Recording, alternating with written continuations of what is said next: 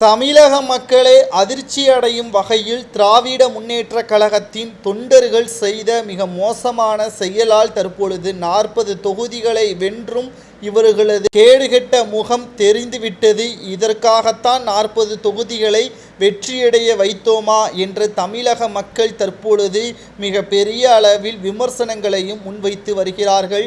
சாதி மற்றும் கலவரங்கள் எதுவும் நடைபெறாமல் இருப்பதற்குத்தான் திமுகவினருக்கு ஓட்டுக்களை செலுத்தினோம். ஆனால் தற்பொழுது வெற்றியடைந்த மறுநாளே மிக பெரிய அளவில் கோர சம்பவத்தை திமுகவின் நிர்வாகிகள் செய்திருக்கிறார்கள். கோவையை பொறுத்தளவிற்கு திராவிட முன்னேற்றக் கழகத்தை எதிர்த்து தமிழக பாஜகவின் தலைவர் அண்ணாமலை அவர்கள் போட்டியிட்டார். தேர்தலில் போட்டியிட்டு தோல்வியடைந்ததன் காரணமாக ஆட்டை பலி கொடுத்த சம்பவம் இணையதளங்களில் வெளியாகி மிக பெரிய அளவில் பேசும் பொருளாக மாறியிருக்கிறது. அதாவது கோவை லோக்சபா தொகுதியில் பாஜக மாநில தலைவர் அண்ணாமலை திமுக வேட்பாளரிடம் தோற்கடிக்கப்பட்டார். இதனை திமுகவினர்கள் கொண்டாடி வருகிறார்கள். இதில் எந்த ஒரு தவறும் கிடையாது. ஆனால் நடுரோட்டில் ஆட்டின் கழுத்தில் அண்ணாமலையின் போட்டோவை மாட்டி தலையை வெட்டிய சம்பவம் அதிர்ச்சியை ஏற்படுத்தியுள்ளது. இது தொடர்பாக பாஜக துணைத் தலைவர் நாராயணன் முதல்வர் ஸ்டாலின் மற்றும் மோடி அமித்ஷாவை டேக் செய்து புகார் அளித்துள்ளார். தமிழ்நாடு மற்றும் புதுச்சேரியில் உள்ள 40 மக்களவை தொகுதிகளிலும் கடந்த ஏப்ரல் 19ஆம் தேதி ஒரே கட்டமாக தேர்தல் நடந்தது.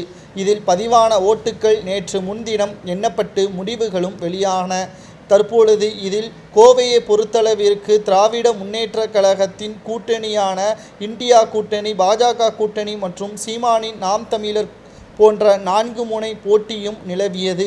இதில் 40 தொகுதிகளிலும் திமுக மற்றும் திமுகவின் கூட்டணி கட்சியின் வேட்பாளர்கள் வெற்றியடைந்தார்கள்.